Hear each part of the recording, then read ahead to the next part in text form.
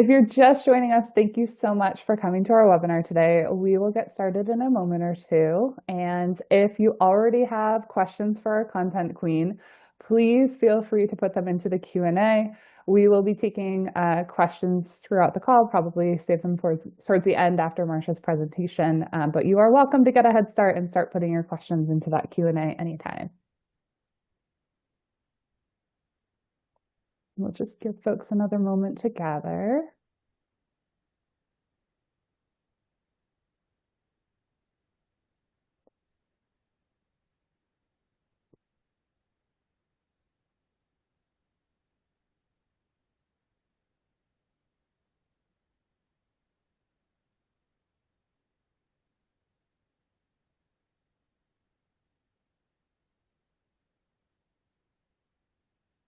Okay, so I know this is a busy time of day for most folks because it's either breakfast time or it's lunchtime. So we want to thank you for joining us for our webinar today.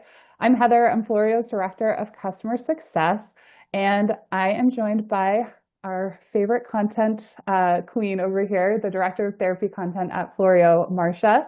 And we are going to have her present our webinar today, Empowering You, Supporting Learners. And we're going to talk about the content and how it can work for you and your learners. So as I was saying before everyone joined us today, please feel free to put your questions into the Q&A. We will make sure that everyone's questions are answered before we leave the call today.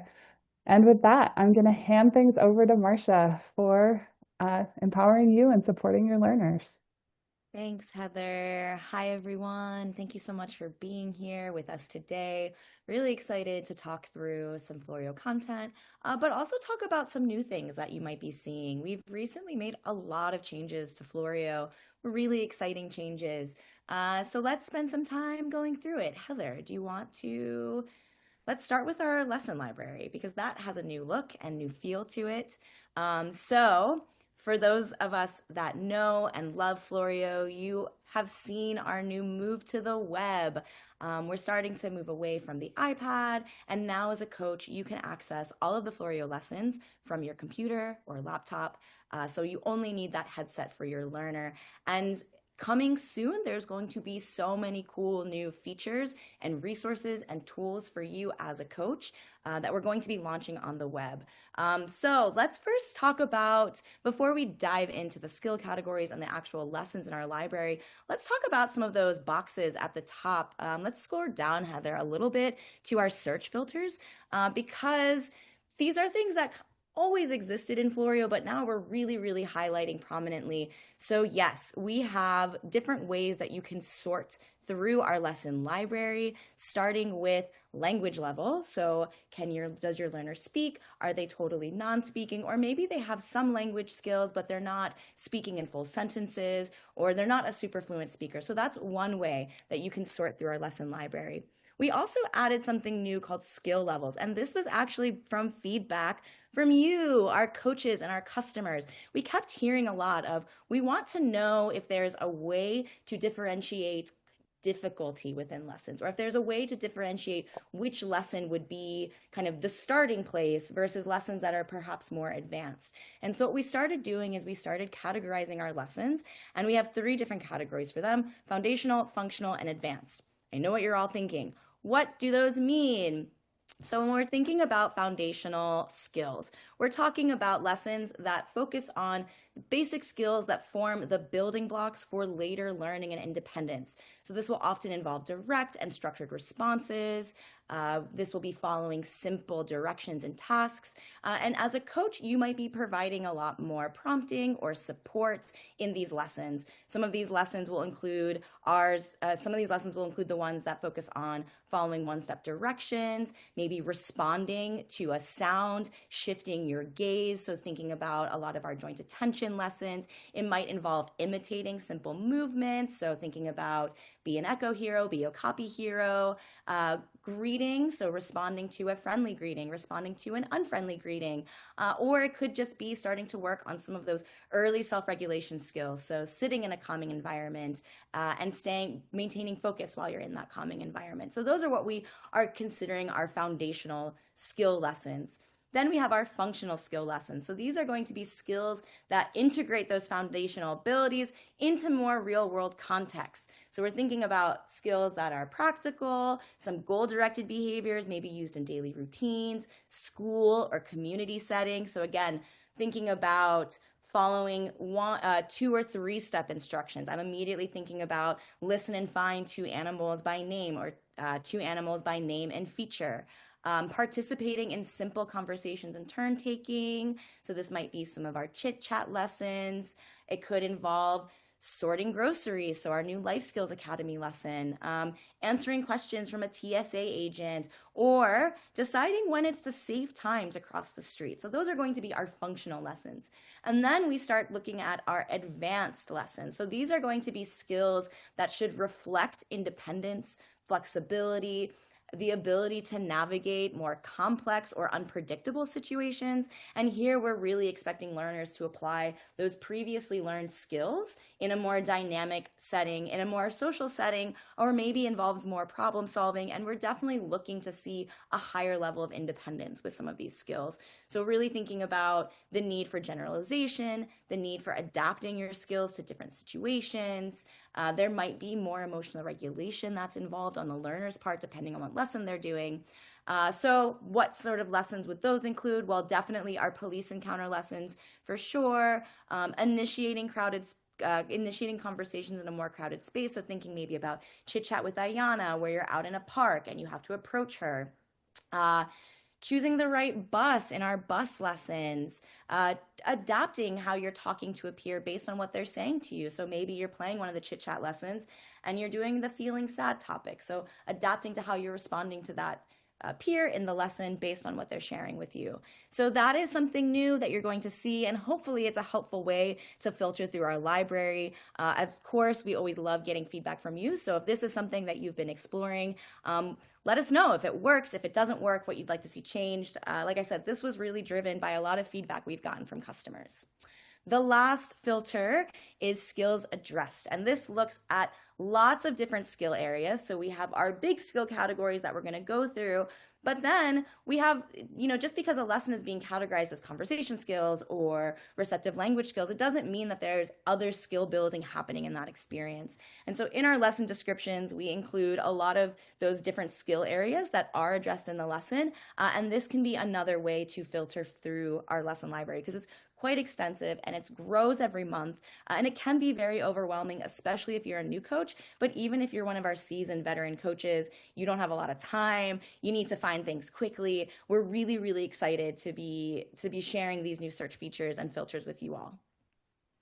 Did I miss anything, Heather? No, that was awesome. And we're going to show you a little later in the call too how you can even drill down further using AI recommendations and custom lesson plans. So stay tuned. Yes, so let's do a quick walkthrough of our skill categories. A lot of these names are going to look familiar, but some might also look new. And again, this was really driven by you as our customers. We got a lot of feedback on our skill, our library, how things were organized, things that maybe felt very intuitive or maybe felt a little confusing for you. So we did our best to do a little revamping, and hopefully it works for you all. We're really excited about it as well. So the first, and this is organized alphabetically, so we're starting with conversation skills because it begins with C, and this is where you're going to find all of our small talk lessons, introductory small talk lessons. So in many of these experiences, the character in the lesson is just giving you one statement, one comment that you're responding to. So we're not expecting a lot of back and forth exchanges here, but it's just a quick response. So building some of those foundational conversation skills. We have the small talk in motion. So now you have peers walking by and you have to respond quickly to them before they go away. And then our cafeteria, introducing peers to each other. So again, a lot of foundational lessons, functional lessons as well, building blocks for more advanced conversation skills. Our early social communication category, this includes all of our joint attention, imitation lessons. So we have all of our fan favorites, meet the animals, get Emma's attention, Emma wants to look to, build those really foundational building blocks for social skills, including our look and find. And then as I mentioned, we have our imitation lessons, both verbal imitation, also action imitation, whose turn is it to push the swing? So those gesture lessons where we're starting to work on using gestures, understanding gestures, and just in general using nonverbal communication. All really important.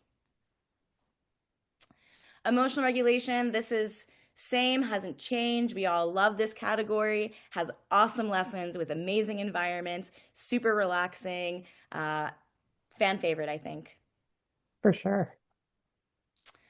Employment readiness. So here we have our lessons that really just focus on employment skills. We used to have this in our community and daily living category, and that category became really, really big. And so we decided to break this off because we know that we have a lot of customers who are really interested in this. I have transition age learners, or I'm working with adult age learners, and we want to get them workforce ready. So we created an employment readiness category. Super excited. You'll find all of our teamwork, time management lessons, and this is one that's going to grow over time for sure. Receptive language. So here you'll find our wild immersion lessons plus the Floreo lessons that target the receptive language skills. So that means listening to an instruction and following a direction, understanding the information that you are receiving from either people around you or things that you're seeing.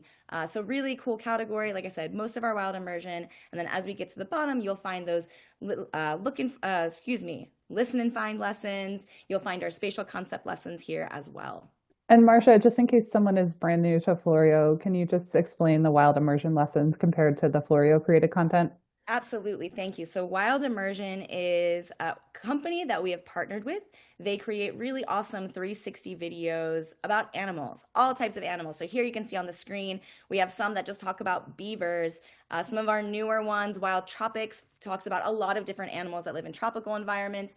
Insects and Critters is one of our newest one. I know that we've had a lot of customers asking for lessons about bugs. We got a lot of learners who love bugs. So if you work with someone who loves bugs, definitely check out Insects and Critters. It has all kinds of different bugs and critters, and you learn about them, and they're really cool. They range in duration. So some of our lessons, and this is something that we're going to be adding in the future to our lesson descriptions to help you all as coaches plan your programming with Floreo easier. So some of our lessons like beaver, lion, if it has like an animal name, those lessons are about 2 minutes in duration. We've recently, with the move to the web, started introducing longer form wild immersion content. So Insects and Critters is about 7 minutes.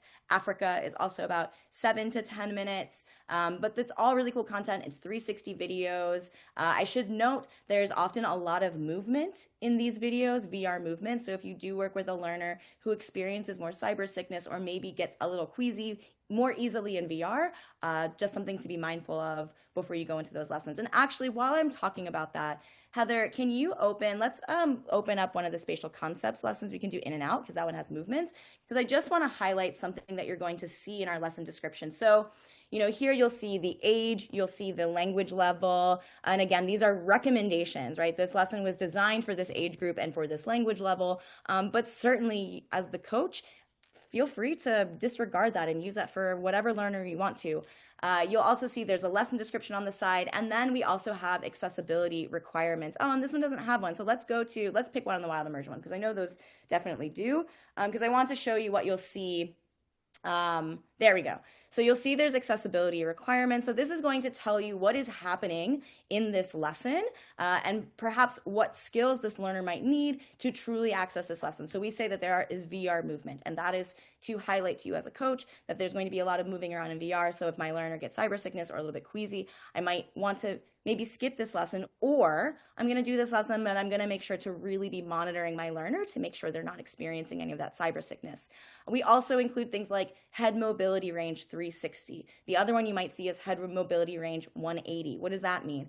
Well, in this lesson, Wild Immersion in particular, many other Floreo lessons, there are things happening all around the learner. So they might need to turn their head, swivel in that swivel chair, thinking about our look and find. There's look and find 180, look and find 360. The look and find 360, that learner is looking all around to find those objects that Emma is pointing at, versus the look and find 180, where all those objects are directly around Emma. So I just have to move my head like this to gaze and fixate on all the things that I need to look at. So these might be important information for you as a coach if you're working with someone who has more limited mobility.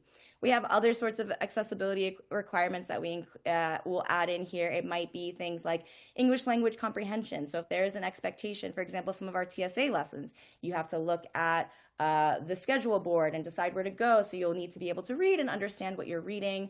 We'll have identifiers for color, thinking about painting with friends and peaceful painting, right? You have all those color bins. It might not matter if your learner can't see the full spectrum of colors, but we want to let you know that it is something that you should consider when you're looking at these lessons. Thanks, Heather. Didn't mean to go on that tangent, but I thought it was a good thing because that is something new that you're going to see in our library. I love your So tangents. Keep going. I know I got so many of them. I'm very good at tangents.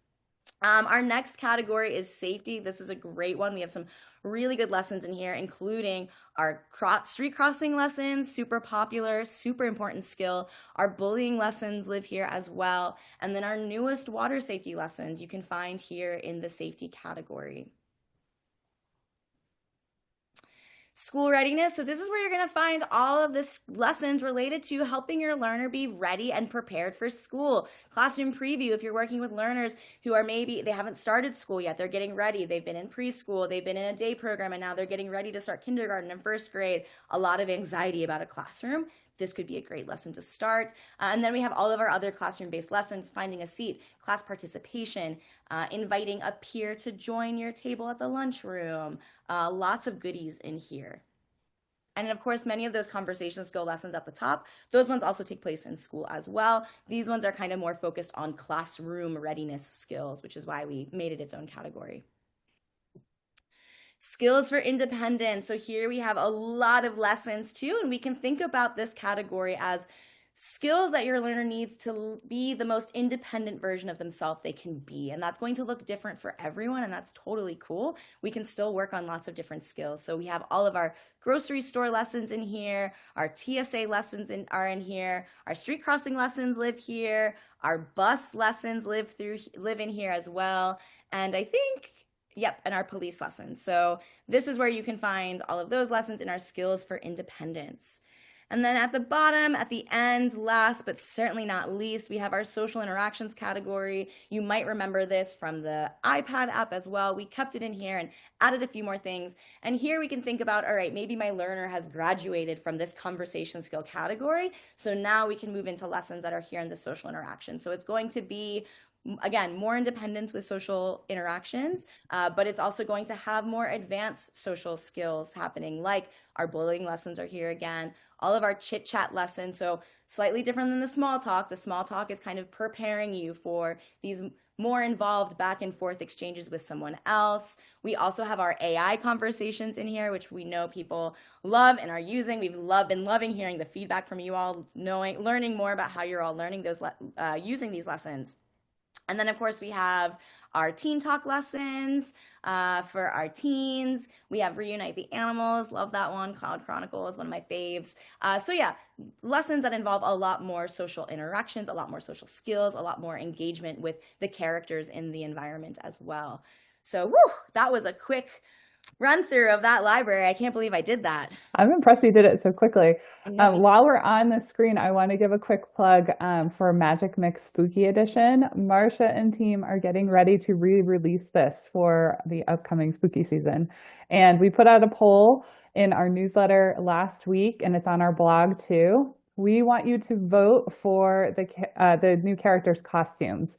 So shameless plug, everyone vote for Spaghetti for Alejandro. I really want to see that win. While we're all here, I'm going to share the lore because there is lore with how we picked all their costumes. It wasn't just me sitting at my computer deciding. The costumes that you all are voting on have there's specific meaning behind them. So for Ayana, the choices are between a mermaid and a queen. So for those who have played Chit Chat with Ayana, you know that her favorite animal is turtles. She is obsessed with turtles. She even saved a turtle who was crossing the road when she was driving with her mom. So we thought, okay, turtle might be hard to read, but a mermaid is very turtle adjacent. Mermaids live with turtles. So we thought that a mermaid could be a cool look for her. And the queen, again, if you've played Chit Chat with Ayana, you know that she loves to deck out her wheelchair. She loves to decorate it. She loves to make it look beautiful. And queens have thrones. So what better deck out than a throne? So that's why you can pick between the queen and the mermaid for Ayana. Alejandro, as Heather pointed out, one of his options is spaghetti because once again, if you know Alejandro, you know that his favorite food is spaghetti. I know And Alejandro. yeah, yeah, favorite food is spaghetti. And also, if you've played some of our Folio lessons, you've heard him talk about building a spaceship in his backyard out of cardboard boxes. So that's how we landed on an astronaut as the other one for him. And then Myra. Myra, our sweet Myra, she's in Cloud Chronicles. She loves looking at the sky. She loves looking at the clouds. She loves making stories. And so it made sense to make her a rainbow. She's just full of brightness and happiness. And then her other option is a lifeguard because Myra is also our water safety expert. If you've played Pool Party Safety 1, Myra's the one taking you around, telling you about the rules, telling you about safe supervision, talking about the floaties, giving you information about how to safely enter a pool. So it felt like it made sense to give her a lifeguard outfit. So there is some lore behind those costumes in case you couldn't figure it out on your own. Yeah, and chat with your learners. We'd love to hear what they think about the costumes that Marsha and team have come up with, and we're excited to unveil them soon. So, Marsha, did you want to go through a particular lesson for our audience here? Yeah, let's do a quick walkthrough. I'm going to pick because it's still one of my favorites. Life Skills Academy, Food Storage and Safety. So I also wanted to share this one because I want to plug that we're releasing part 2 of this very soon, this fall. It's going to involve kitchen items, storage and safety. Blech, can't talk. Kitchen items storage and safety. So rather than putting your foods away, you have a whole bunch of kitchen utensils, pots, pans, knives, forks, ladles. Where does it go in your kitchen? So that one is coming out this fall. We're super excited to get that out. So this one, if you haven't played it yet, definitely recommend playing this one. It's super cool. It's really functional. And the entire lesson focuses on putting away your groceries. This is something that many of us do once a week, sometimes a few times a week. Maybe your learner is doing this when they're in school. Maybe you're a clinic program that goes into the community and does grocery shopping. So this can be, or none of the above. You don't have access to a kitchen in your school. You don't have access to a grocery store kitchen in your clinic. So VR is the perfect place to work on this skill. So here you can see Heather picked up the penne pasta, and now she has to decide where it goes. And there's 3 different locations you can move to. There's the table that has a fruit bowl. Here we have our cabinet, and there's also the fridge freezer. So nice work, Heather. Pasta does go in the cabinet. So you may have noticed that when Heather first went to the table and tried to put the pasta there, she got a little pop-up that said, there's actually a better place to put this. You get a little bit of information of why this isn't the ideal place, and you get an opportunity to try again. But we're still providing a little bit of guidance to the learner to help them deduce where this is going to go. You'll also see that we have our coach questions coming up where you can record the prompt level for your learner, whether they did this independently, whether they needed a prompt. And you can also see that we have our movement accommodations because this lesson does involve VR movement. Maybe you have a learner that gets cyber sickness, but this is still a really important skill to work on. So we have those teleport features. So you can push teleport to the fridge, and here you see we just pop up back in our fridge area. One of the things that we're going to be adding in the future, because we are always thinking about accessibility of our lessons and how to make them accessible to as many learners as possible, we're going to be in the future adding a voiceover feature. So all of that text you're seeing in the screen can be read to the learner. So this is going to be for learners who don't have strong reading skills. Maybe they're not readers at all. They need some audio support for reading. So that's going to be available in the future for our learners. Heather, great work. I see you going. Where are you going to put this one? I'm gonna go put this one in the fruit bowl, I think. I already saw it earlier when I was trying to put the pasta away. Oh, yeah. Well, I think that could be a good spot to put it in the bowl. The other thing that was really new that we introduced with this lesson, we introduced it actually with our Teen Talk lessons, and we're using it more often, especially for lessons that we're targeting an older population. You see that text box that has those options, and that's really a way to give the learners a little bit more autonomy and decision making when they're in our lessons. You can kind of think about it as their very own controller. If you think about other gaming systems, PS5 switches, you have a controller that you're using as you're playing. So you can kind of think about this like that. This is their controller. They can make a decision about where something goes. The other thing I wanted to just highlight while we're down here, and it's a little bit hard to read, but you can see that underneath the screen where we're seeing the video stream, there is the description that has some of the lessons. So in addition to, the daily living skill of home management, there's also executive functioning skills we're working on, right? Organization, decision making, safety skills around food storage. So in all of our lessons, you'll see a list of different skills that are being addressed in this lesson. Maybe it didn't seem obvious at first, but these are skills that we're working and building on. All right. I think we did enough moving around in this one. And I didn't call it out, but on that right side, there was a lesson transcript that was progressing as we moved through the lesson. So it was showing us every single thing Heather did, all of the choices she made. And like I said, it also gave me the opportunity to, as the coach, input whether she was doing this independently or I was giving her some verbal cues and prompts. Awesome. Just want to take a pause here and remind folks that if they have actual questions about the content or if there's something in particular that they would like to hear Marsha talk about, please put your questions into the Q&A. And if you need to leave early, not to worry, we're recording this webinar. We will send you the recording after the call. Everyone who registered will get it. So if you have a question that you'd like to be answered and you need to jet, then please make sure you put it into the Q&A because, like I said, we'll make sure we answer everyone's questions before we end the call today. All right, Marsha, where should we head next? Should we talk about our AI recommendations? You kind of Let's do it. teed that up earlier, and I feel like people might be excited to learn more about that. So I want to just point out on the left side of the coach experience over here, there's a menu. And one of the things here is the custom lesson plans. This is a pretty new learner that I'm using here, so I haven't actually made them a lesson plan yet. But this is where we house the lesson plans. So when you're making a custom lesson plan through Floreo, which I'm going to show you in a second here, you are essentially creating your own skill category. So you just saw Marsha go through the different skill categories and explain how we've ordered the lessons and the different ways that you can filter the lesson library. But we also know that you know your learners a little better than we do. You actually know them in person or over telehealth or remote learning. And so you might have a different idea of how you'd like to structure your Floreo sessions. So we give you that power right in the Floreo portal. So I'm going to pop over next to the Floreo portal and just show you how you can use some of the tools that we've built. So the portal is also accessible through that left menu. It was right below the custom lesson plans tab that I tapped on. And you'll be using the same username and password that you use to access the portal and the coach experience. If you tap on the custom lesson plan builder, you can build a lesson plan that is specific to the learners that you are supporting. This is an alphabetical list of all of the lessons in Floreo's lesson library. If you choose at least two of them, you'll get the option to assign this lesson plan. If you tap assign, we ask you to name your lesson plan, describe it, and then determine which learners you'd like to assign that lesson plan to.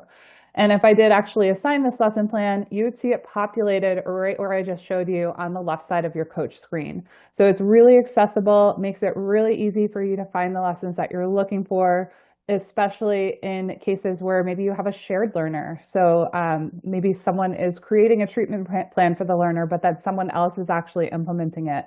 Really great way to stay on the same page with each other and make sure the lessons are being used that you want to be used. And then a quick other way that you can create lesson plans is using our AI recommendations.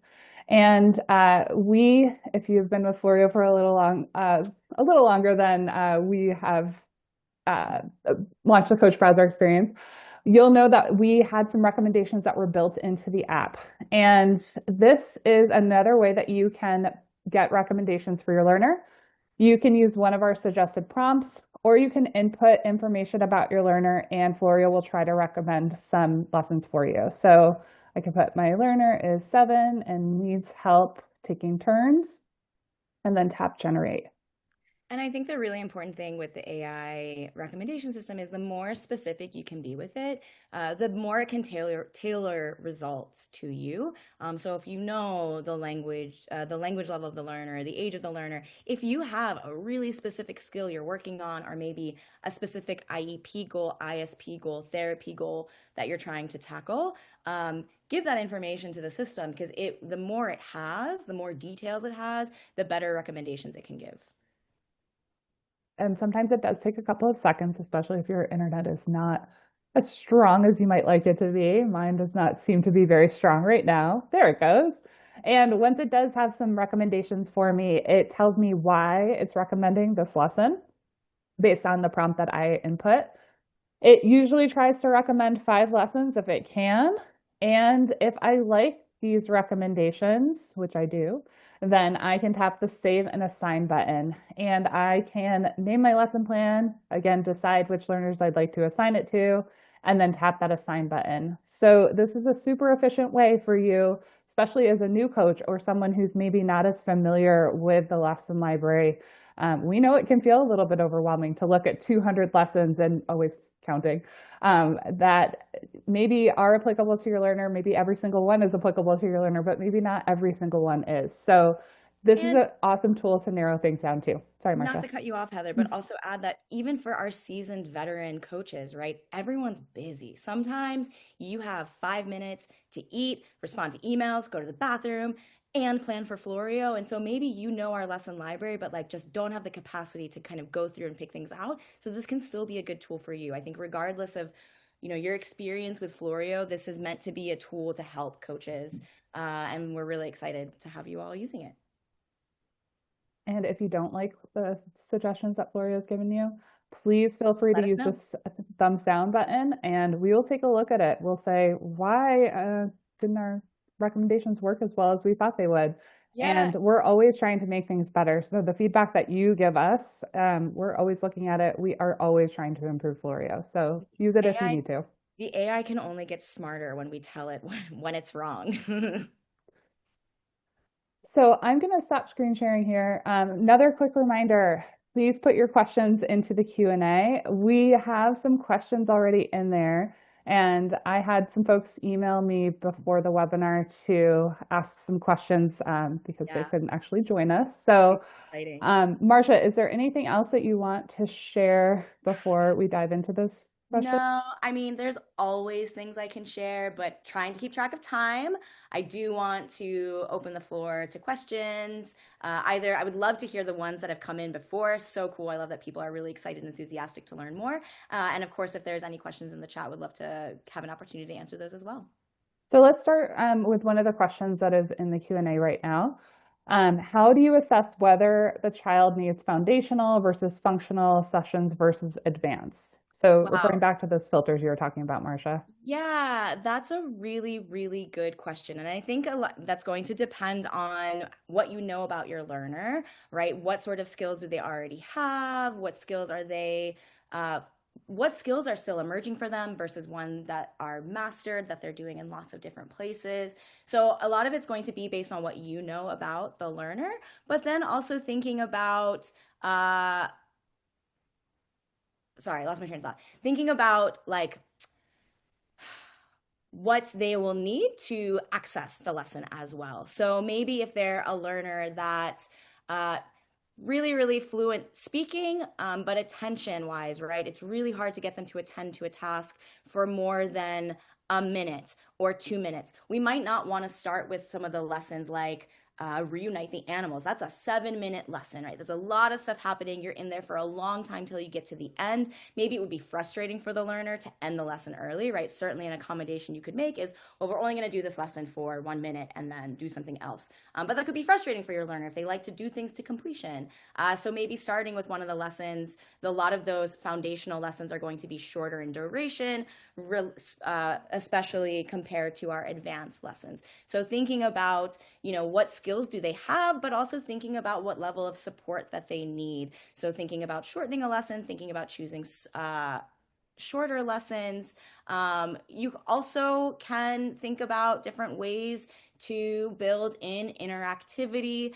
So again, thinking about, does your learner need to have step-by-step guidance? Do they need to have things broken down for them into smaller bits? So you might want to think about starting with some of those foundational lessons, because like I said, there's really going to only be kind of one instruction, one direction. They're not necessarily needing to use lots and lots of different skills to complete the task that's being presented to them. And I think more importantly, thinking about the learner's motivation, right? What motivates them? What excites them? So, thinking about that learner with low attention span, I notice that their attention's kind of waning. So maybe we'll wrap this up and try something else, a shorter lesson the next time.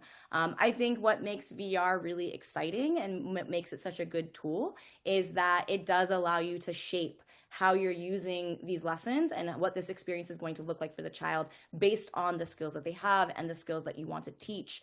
And there's lots of different ways that you can use our lessons and reinforce the skills both in VR and in real life. Okay, another question, which I think is going to be near and dear to your heart. How our lesson creation works from ideation to release? Can you give us a brief overview? I do love that question a lot. And I love this question so much because the way that it starts is with you all, our wonderful coaches and customers. We really do listen to your feedback. We have multiple Slack channels where Heather will share the things that you love, the things that are not working, the things that you don't love. And we really try our best to incorporate all of that feedback into the content that we're working on, into our roadmap, because we do want to build lessons that are going to be meaningful and relevant to your learners. So once we've identified that skill area and what the objective is going to be, we then start thinking about what that VR experience is going to look like. And I will often pull from real life. How did I teach this when I was running therapy sessions? How do my speech therapist friends teach this skill? How did I teach this concept when I was a classroom teacher? An example that I love was our Teen Talk lessons. Anyone that's spent time at workshops, seminars, school, fill in the blank, you've probably played the getting to know you bingo when you show up and there's a piece of paper on the table and find someone who loves coffee, find someone born in January, find someone whose last name starts with an S. And you go around the room and you get to know people that way and fill out your bingo board. And that was the source of inspiration for Teen Talk lessons. We had these new teenage characters that we wanted to reintroduce to everyone. And so it felt like a really good opportunity to get to know them. We also got a lot of feedback from customers of our learners want to ask questions to the characters. They're really tired of just speaking in statements. And so then we found this really cool opportunity. Now, granted, they can't ask any question they want, but it's still an opportunity to ask questions. We're getting closer to that goal of being able to ask whatever you want to a character, which, by the way, you can do with our AI characters. You can ask them whatever you want, and they will give you an answer. But I'm going back to Teen Talk because this was, I think, a way that we really successfully tried to integrate and bring in all of the feedback we've been getting from customers and do the best we can to put it into a fun experience. So that lesson was truly, truly inspired by real life, as well as many of the other lessons that exist. We're really thinking about how is this taught in real life? What is the evidence base for teaching these skills, right? It's really important for us that our lessons do lean into the research backing of how we teach things and the evidence base for how we teach things. And we also want to be contributing to that evidence base for how we teach different skills as well.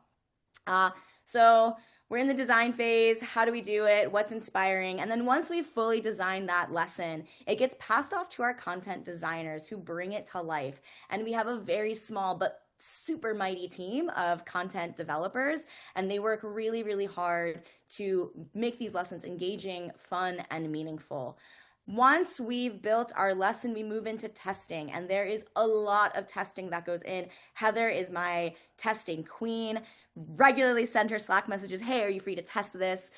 We also have many Floreo staff members' children who will test our lessons to give us feedback on the content. Is this joke funny? Does this game look fun to you? And we get some very honest feedback from our fellow Floreo testers. We will also run focus groups with our lessons, and this is where we involve you as the users. We have had focus groups with our coaches. We most recently ran a focus group with a group of young adults with disabilities. This was done in collaboration and partnership with Cuyahoga County, one of our customers who we know and love. We've been building some custom content with them, which is going to be released very, very soon. I'm really excited about it. I'm going to talk about it after this. Heather, please remind me if I forget to talk about it. But we are creating this custom content for them, and they have a group of young adults who form a leadership council, and they provide a lot of support to their organization. And so we had a group of young adults with disabilities who tested this lesson and gave us some incredible feedback that we were able to implement. So we really look to get feedback in a lot of different places, but really wanting to get feedback from our users because we want to make sure that what we are building, one, what we think we're teaching, we are in fact teaching. So we want to make sure that we're reliably and valid. We have some reliability and validity with the experience. But like I said, we also want to make sure that it feels meaningful, it feels relevant, that it doesn't feel like, some people over here put something together that they think is cool, but is really disconnected from what people want to see and want to engage with. After all of that testing happens, it's now time to prepare that lesson for release. So we get icons ready, we get promotional materials ready, we get all sorts of stuff in the background ready so that when Heather can send out that release announcement, there's a picture for you to look at, there's a short description for you to read. We submit the new version of the app to all of the app stores. That's Apple, that's Pico, that's Quest, depending on what you use, maybe all three. And then once it gets approved by those app stores, it's now in your hands to start playing. So that is the full process from start to finish in a very small amount of time. I am remembering to talk about the custom content that we build with Cuyahoga. Really excited to get this one out. It's a really meaningful lesson. It's called Digital Boundaries, Staying Safe Online. And this lesson is really intended to help learners understand how to navigate different online interactions. And when I say online, I don't just mean on the internet through a web page. We mean through texting, through messaging. So there's 3 different scenarios that the learner will get to go through. And in each scenario, you are having a text exchange with another person. In one scenario, it's a neighbor. In another, it's your sweetheart who you've been dating. And then the third is someone new that you've met through an online forum. We used gaming as the medium, but it really could be anything. There's lots of different online forums and chat rooms and meeting places and community spaces that you could be meeting people. And the goal of this lesson is to teach learners how to identify unsafe communications, grooming behaviors, how to identify red flags in communications that you're having with people. That's one part, right? The next part is reporting that to someone you trust. And so there's a part where you get to decide who do you want to talk to, and you're prompted through how you can communicate what's happening. And then at the end, you get to go back with your coach through these text exchanges and looking at specific parts of the conversation that maybe felt benign at first, but looking back, actually, there was something more unsafe happening, or maybe the communication is more explicitly unsafe and risky, and being able to, and the learner didn't necessarily recognize that at first. So going back and digging deeper and understanding why this is something that you should be concerned about, why you would want to report to someone right now when you're getting these sorts of messages from someone. So really, really meaningful. We're really appreciative that Cuyahoga brought this to us and wanted to build it with us. It's been wonderful working in partnership with them on this piece of custom content, and we're really excited to get this out to all of you. I'm excited because I am the mom of tweens and all this online stuff is so scary and it starts so young. Yeah, absolutely. Thank you, Marsha. That was a really awesome description of how we develop our lessons, and I'm so excited about the custom content. Another question that came in offline, are there certain core lessons you suggest that everyone begins with? That's a great question. And again, this is one of those, it's going to really depend on your learner. So, starting with, do they already have exposure and experience with VR and gaming?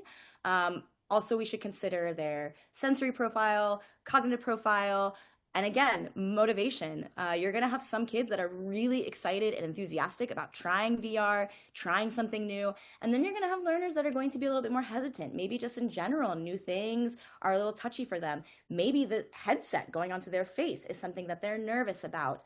So want to think about all of that when we're thinking about getting our learners into Floreo. But in general, when we're presenting something brand new, we want to ensure first and foremost that that first experience is positive and fun. We want to pair Floreo with fun and learning and something that I want to come back to every time I'm in therapy or I'm with the AT specialist at school. So I always recommend with starting with some of our lower demand lessons. We have lessons, again, thinking about police encounters. There's a lot of demands in that lesson. There's a lot of things you have to be looking at. There's a lot of engagement required. There's a lot of communication skills required. There's also just the stress of you're interacting with a police officer, and that might make you nervous. So that would be a higher demand lesson. We can think about starting with lower demand lessons. And again, thinking about those skill areas, the foundational, functional, advanced. The foundational lessons are going to be some of our lower demand lessons. So thinking about age profile of a kid, if we have a younger learner, meet the animals can be a really great lesson to start with. You're in a safari park, there's animals all around, there's no instruction being delivered. You just look at something and it animates and it's super fun. So that can be a really great lesson to start with. There's no time limit on that lesson. You can stay in there as long as you want or for as short time as you want. Another fun lesson to start with could be marimba. That one is just, there's a beautiful marimba xylophone instrument in front of you. You look around, it makes music. Again, low demand. There's not really no instruction that the learner is required to follow in those experiences. So could be a good starting place.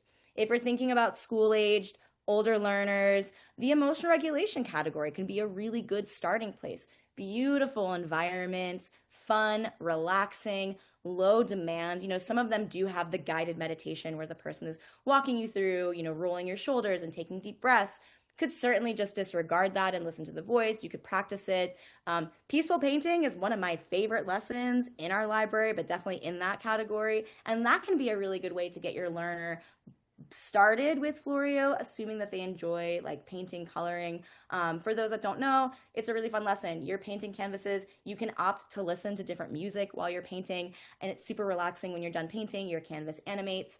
So that might be a really good way to get started. But again, really thinking about, you want to consider your learner, their exposure to VR and gaming, their motivation to be in VR, and then different aspects of their profile. But I'm always a big fan of starting with low demand things, pairing this as something fun, something they want to do, and then over time you can start introducing some of those harder lessons or maybe lessons that require more engagement. And I'll add to that wonderful description that it is awesome if you can play the lesson on your own before you implement it with your learner, Yes. because you are going to see, oh, this is maybe not the best lesson to play with my learner first things. If we talk about Life Skills Academy, which we looked at earlier, because of that movement, moving over to the fridge or walking over to the cabinet, for learners who might be prone to motion sickness, that's not going to feel really good, especially as a first introduction to VR. So if you play the lesson before you play it with your learner, that will give you kind of a clue as to whether or not it might be a good fit for your learner based on their profile. Mm-hmm. Yeah, thanks, Heather. Okay, Marsha, this is kind of a vague question, but I think you're going to knock it out of the park. How do Floreo lessons help learners? How do Floreo lessons help learners? Well, that's a big question. All right, I think I got this. I will say there's a few things. There's the obvious that, one of the benefits of teaching things in VR is that it allows for safe repetition and practice of skills in a low stakes, low stress environment, right? The characters are not real people. So if you make a mistake with what you say, you don't say hello, you ignore them, there's not going to be the same kind of real life social consequences that you might expect in real life.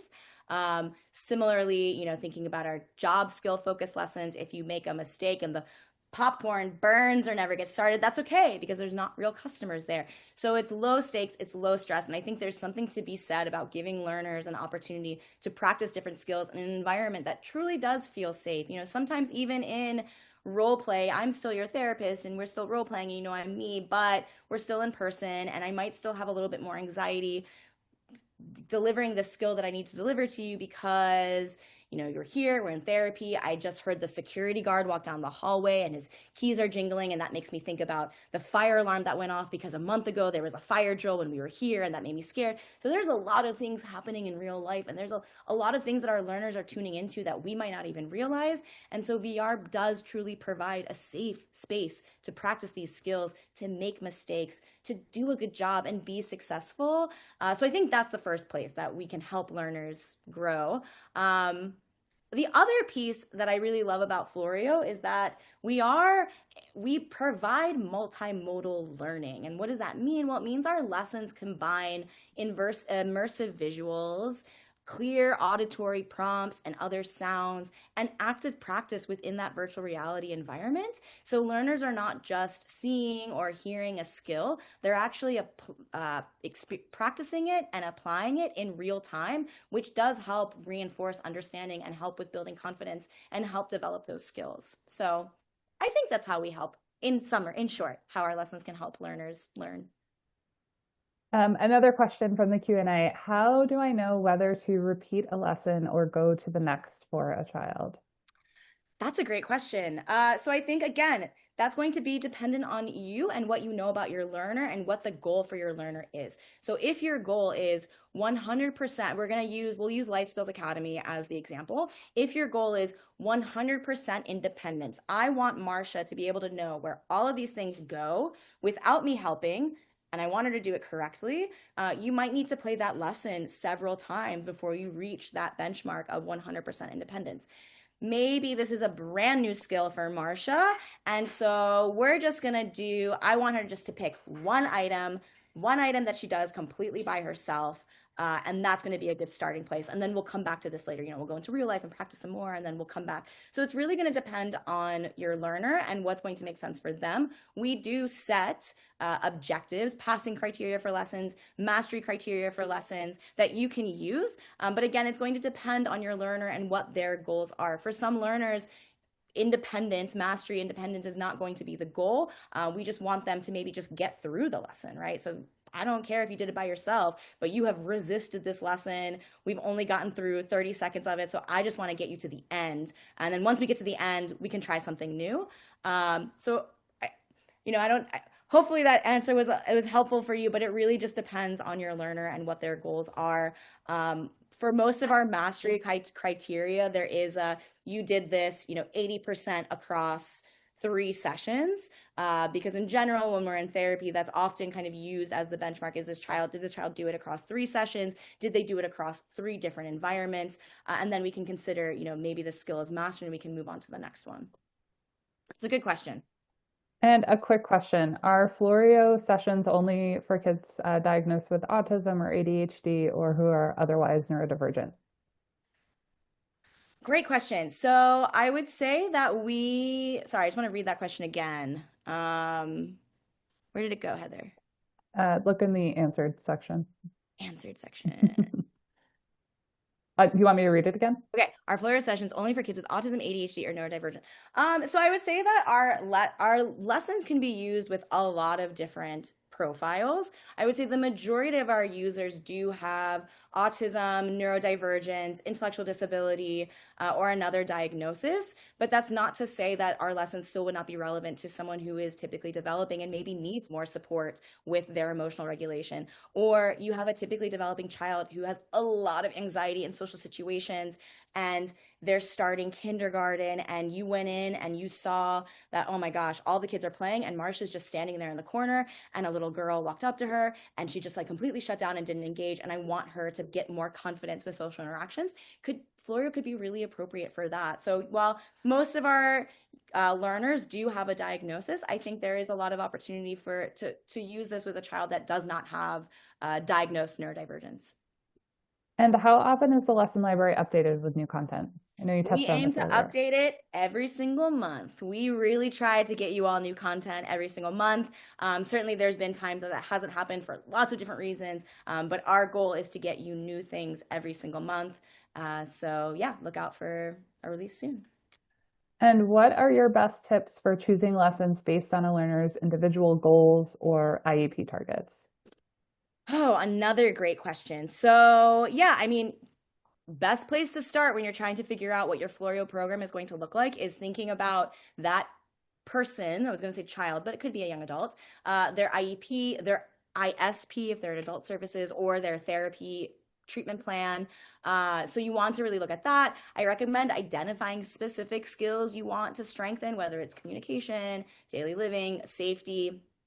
Maybe you have a big goal, but several different objectives that roll up under it. And so you want to start targeting one of those objectives rather than that bigger goal because that bigger goal incorporates several different skills. But from there, looking at the Floreo library and selecting lessons that directly map to those goals, that's where some of those filters can come in. The search filters can come in to help you. Like I said, all of our lessons descriptions, in addition to being categorized in a skill category, those descriptions have other skill areas that are being addressed in our lessons.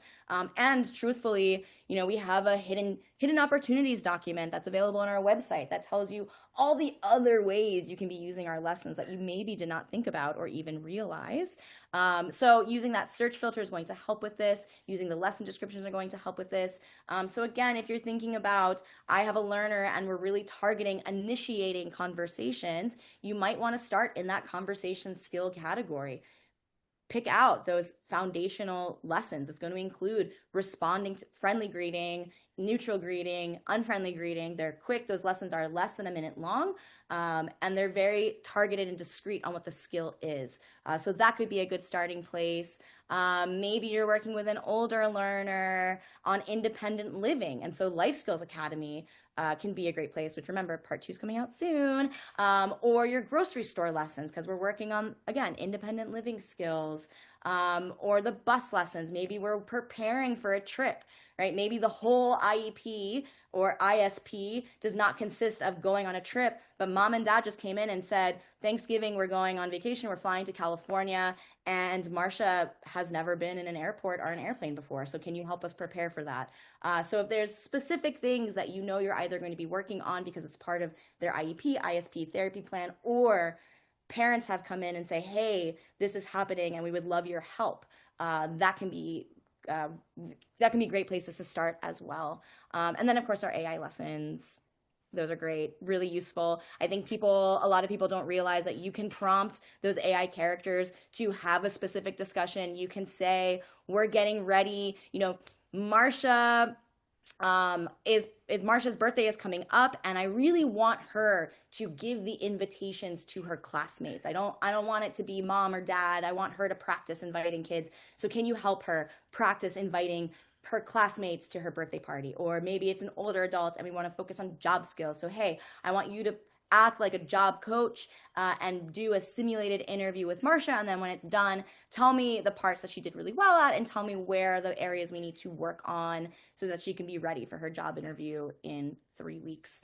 Again, it also helps to match the lesson complexity to your learner's skill set. So thinking about those foundational, functional, advanced skills. And where appropriate, involve your learner. Let them choose. Maybe you put together that custom lesson plan and you put 3 lessons together and then they can pick the order that they go through. Or maybe we're just doing one. So out of the 3, which one do you want to start with? That can really be a good way to motivate them, to boost their engagement, and really ensure that you're tying these lessons to their goals. And don't forget, like Marsha said earlier, you can put information about IEP goals or skills that you're trying to work on into the AI recommendations tool in the portal, and that will give you some suggestions as well. So don't forget about that tool because it's a really strong one. Okay, I know that we're coming up on an hour here, but like I said, we're going to answer everyone's questions before we leave today. So if we go over, I will make it up to Marsha later for taking up so much of her time. So a few more questions here. How do you adapt lessons for learners with very different ability levels or attention spans? So yeah, this is kind of Similar to what I was saying earlier, one of the questions about using the functional, foundational, advanced, kind of knowing where your learner is. And so, I'm sorry if I'm going to repeat myself again, but I just want to kind of, I think a lot of those same concepts apply. So really thinking about how you can adapt Floreo based on what your learner needs. So again, thinking about, I think this question specifically called out attention span, which is definitely one that I think about often when we're designing lessons or when I'm observing a learner in Floreo. So again, attention span, we want to think about how much time can this learner attend to something and like something that they're really motivated by. What's that max attention span? Is it 30 seconds? Is it 3 minutes? Is it 2.5 minutes? So for learners that might need more support, I might shorten the lesson into smaller segments. I might provide more frequent breaks. I might use additional reinforcers to help motivate them through the experience. For learners that have lower support needs, I can extend that lesson and provide extra opportunities for practice. I can maybe start incorporating other skills that we are working on into that lesson to make it longer.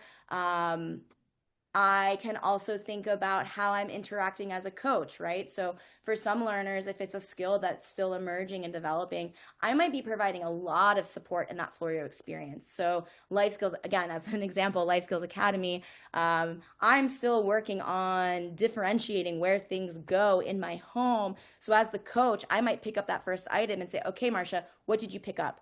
Pasta. Awesome, you got the pasta. So let's think about pasta. Is pasta cold? Like, is this box going to be cold? No. Okay, so do we need to put it in the refrigerator or the freezer?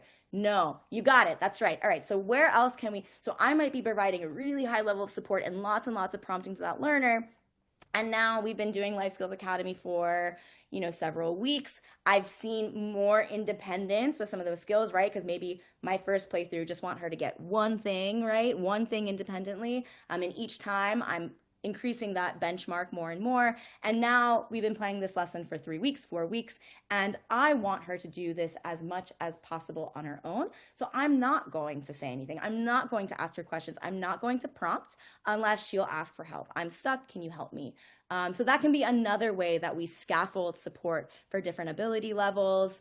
And like I said, going back to motivation, because motivation is really, really important in anything that we do. I know there's a lot of therapists and teachers on here, so you know what I'm talking about, that if the motivation is not there, good luck getting this learner to do anything. So really just wanting to make sure that, we're watching them while they're in VR. Do they look like they're having fun, or are they starting to shut down? Are they kind of starting to sink in their seat? Are they becoming less responsive and less engaging, right? That might be a good time to stop VR. Also make sure that they're not sick, they're not experiencing any adverse reactions from being in VR, but really just wanting to make sure that the motivation is there. Because like I said, the goal is that Floreo is paired with fun learning. When I come to this classroom, when I come to see this therapist, I'm excited because I get to do Floreo and I love learning in Floreo. And yeah, just kind of going back to earlier point that I think the beauty with VR is that it does create a consistent controlled environment. And as a clinician or a teacher, you can shape how long you're using it, how much support you're providing, how you reinforce these skills. And so we do our best to make sure that our lessons are specific in what we're trying to teach, but flexible in that it allows you to meet your learner where they are. Another good question here, Marsha. Can you share a success story or two from clinical, school, or home use of Floreo? And I think I can read your mind because I know one of the ones. There's a lot. There's a lot. The one I'm going to say, this was probably one of my favorite stories because it was about one of my favorite lessons. So I had already mentioned that. Are you going to cry though? Are you going to cry? Am I going to cry? Probably not. I think I've told this story enough times that I won't cry, but maybe I will. Who knows? I never know sometimes. So Cloud Chronicles is one of my favorite lessons. I love that lesson. It's really special to me. It was my baby. I designed it. I came up with it. I worked really closely with the team to build it. And we had a parent who shared with us that it's one of the favorites for her daughter. She has a young adult daughter, and her daughter really loves playing that lesson. And one day they were driving, and out of the blue, completely unprompted, totally independently, her daughter was looking out the window as they were driving and pointed to a cloud and said, "That one looks like a rabbit." And it was, one of the first times that they saw generalization of skills, and it was really cool and it was really exciting, and it was completely initiated by her, and it was such a fun story to hear because I think that is the goal. That's what we're trying to do, right? We're trying to teach skills in VR that hopefully these kids do transfer to real life, and we see it happening. We've seen kids who play our street crossing lessons, and then have more confidence and understanding of how to safely cross the street in real life. Cloud Chronicles, we saw that. We actually had one story of a child who was non-speaking and played the Wild Immersion Iguana lesson, and then came out of VR and started saying iguana, iguana, iguana, and it was very exciting because the child was not saying words prior to that. So lots of success stories, but I think Cloud Chronicles is probably my favorite. And while we wait to see if there are any other upcoming questions in the Q&A, if anyone's frantically typing, I just want to let people know that if you have a question after we end the call in a minute or two here, you can always reach out to us at support@floreovr.com. If you have questions about specific learners that you're working with, definitely check out the AI recommendations, but we're also happy to provide you with a human touch as well. If you want to talk with a member of our clinical team about specific learner profiles or specific learners that you're working with, then let us know. We're always happy to set things up as well. And I don't see any other questions in the Q&A, just for the record, in case people didn't see. I answered a couple of questions in the chat here about the lesson library in particular. We do have about 200 lessons in the lesson library, and you can read all of the descriptions and see all of the names of the lessons, all of the skill categories via our website. The URL that you can go to is portal.floreovr.com/library, and you can read all about the lessons that we have available. Another question here that just came in. How can you help a young adult not feel silly learning? I would love to learn more about that because my first question is, and I think my first question is, what do you mean by silly? Does it mean that they start to get a little bit dysregulated and get really laughy and it's kind of hard for them to engage? If that's true, then maybe thinking about if there are some sensory things that you can do to help prep them for VR. I don't know this individual, so I'm not sure what their profile looks like. But sometimes they might need some deep pressure or a weighted blanket, something like that, to just help regulate their body to get ready. Maybe if they're able to tell you what makes them feel silly, you can maybe ask them, what is it about that's making them feel silly? Alternatively, my other thought is, silly can be okay. We can still learn when we feel silly. Again, wanting to make sure this person is not totally dysregulated and they're still able to access learning and access information. But I think it can be okay to be a little bit silly and, oh, that's kind of funny. And why is that funny? But again, this is all going to depend on the learner. So, yeah, I would love to maybe chat with you offline and learn more about what that means because I'm very intrigued by that question specifically.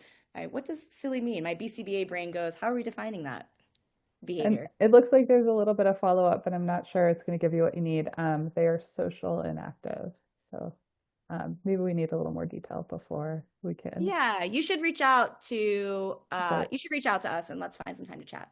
so support@floreovr.com. Feel free to send over the details. If you aren't already a Floreo subscriber and you want to be, that's also a great place to connect with us. If you're an organization, we can connect you with the member of our sales team who covers your area and get you the information that you need so that we can work with you in the future.